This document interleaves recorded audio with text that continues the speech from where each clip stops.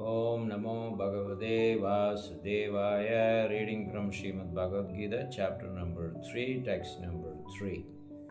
Shri Bhagavan Uvacha Logeshmin Divida Nishta Pura Prokta Mayanaga Jnana Yogena Sankhyanam Karma Yogena Yogina. So in this world, Logesmin Dvida. Dvida means two different kinds of faith. Dvida Nishta. Nishta means faith. Pura Prokta Mayanaga. In the past, I have already explained that. Prokta Mayanaga. Maya means me. Anaga means Arjun. Arjun is very pure personality. Anaga means free from all sinful activities. Jnana Yogena Sankhyanam. I said Jnana Yoga, which is also said to be Sankhya Yoga. Sankhya means Sankhya. Sankhya means the numbers. There are 24 elements. Altogether is the universe. But it cannot actually run unless there is a person who pushes, transforms, manipulates, and make it available to everybody. That has to be a person. Material elements are called Jada Shakti. Jiva Shakti has to manufacture, manipulate, as I said, transform. So that is done by the Jiva Shakti. Jada Shakti cannot by itself forms anything. So here, Jnana Yogena Sankhyanam. Sankhyanam means the Sankhya, material elements. Knowledge has to be there. That is called Jnana. So when you actually study Krishna's nature, it becomes Jnana Yoga. But when you study same Krishna's nature without Krishna is called Jnana, dry Jnana, not Jnana Yoga. Whenever we talk about yoga, that means Krishna is included there. Otherwise, it can only remain dry karma, dry jnana, dry yoga, dry bhakti without the Supreme Lord. So, Jnana Yogena Sankhyanam. So, I have explained about the Jnana Yoga, which is the science of Sankhya. Who are those sages, devotees who are practicing Sankhya Yoga, Jnana Yoga? 4 Kumaras, Sanat Kumaras. They were expert in studying the Vedas and explaining. They are the Adi Gurus as well. After the creation, the original Adi Guru is the Supreme Lord Himself. And Supreme Lord remains Guru even before the creation. Therefore, He is Adi Purusha, He is Adi Guru. When we introduce the Supreme Lord, He is Adi of everything. God, Guru, disciple, everything is there in Krishna. So, Sanat Kumaras were expert in studying the Vedic literature and disseminating this knowledge to many people. And he has given the knowledge to Narada Muni as well. So that is the Kumaras. But when we take Karma Yoga, the best example was Mother Sita's father, Janak Maharaj. Janak Maharaj was a king, and he was very nice, scholarly, educated, Vedic, Shastric, farmer kind of king he is.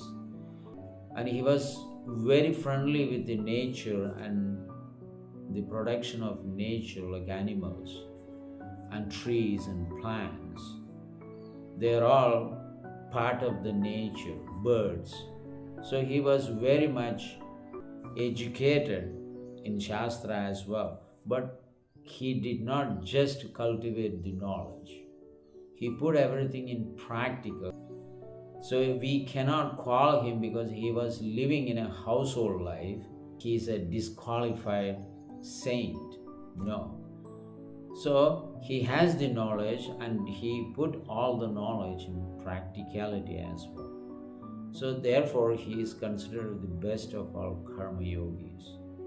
And the four Kumaras remain always brahmacharis. Because when they were born, they asked Lord Brahma what are their duties.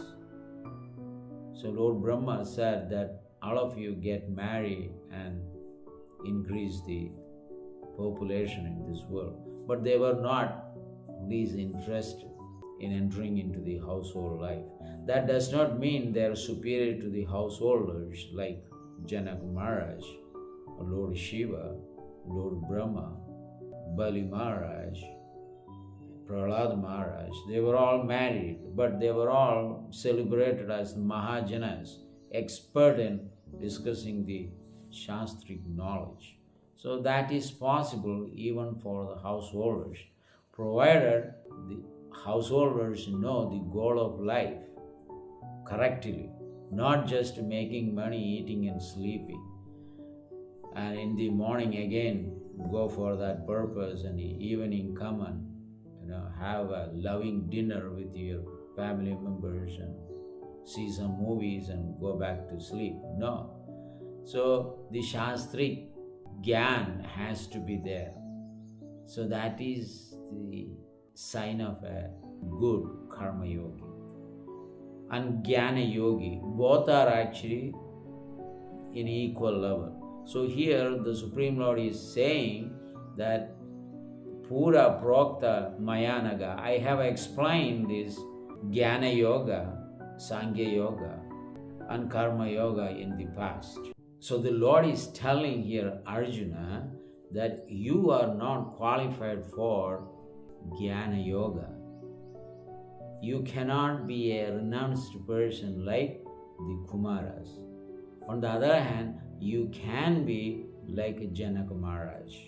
Being in the household life, because Arjuna was married 4 different girls, because he is the friend of the Supreme Lord, he was very highly educated in the Shastra, he is qualified to be following the Karma Yoga. Why? Because you cannot be a pure Jnana Yogi when you actually remain in the family life. It's not possible. So you will be away from the karmic actions to become a Jnana Yogi. In family life, there is less chance. You can see the demigods, they are very highly educated people. In Shastra, they are expert. But because they have the administrative responsibilities, they adopted Karma Yoga.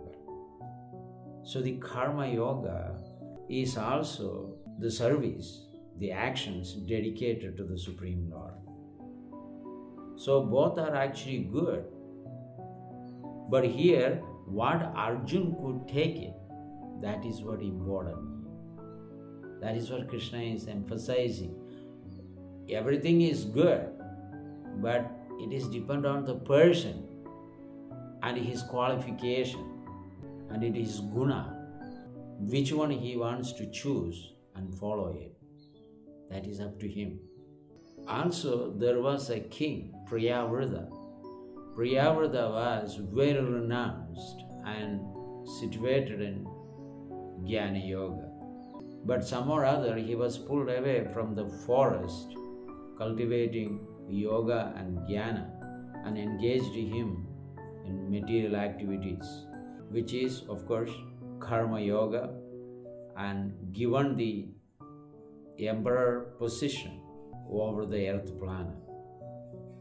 And he was ruling. He was knowing very well everything is simply useless waste of time when I am engaged in sense gratification program. But what can I do?